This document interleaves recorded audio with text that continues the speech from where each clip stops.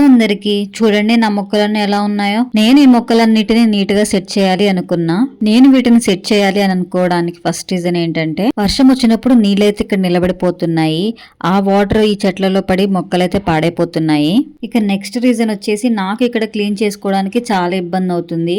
అందుకనే నేనైతే నా దగ్గర ఉన్న కూలర్ స్టాండ్ అయితే వీటిని పెట్టుకోవడానికి యూజ్ చేస్తున్నాను. మొక్కలన్నిటిని నీట్ గా 1 by 1 పెట్టేశాను.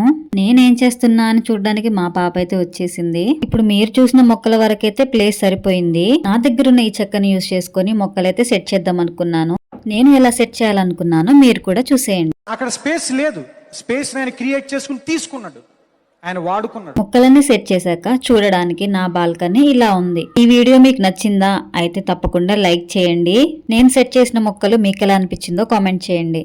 ఇలాంటి ఇంట్రెస్టింగ్ వీడియోస్ మీరు చూడాలనుకుంటున్నారా? అయితే నా ఛానల్ ని మర్చిపోకుండా సబ్స్క్రైబ్ చేసుకోండి. Thanks for watching. బాయ్.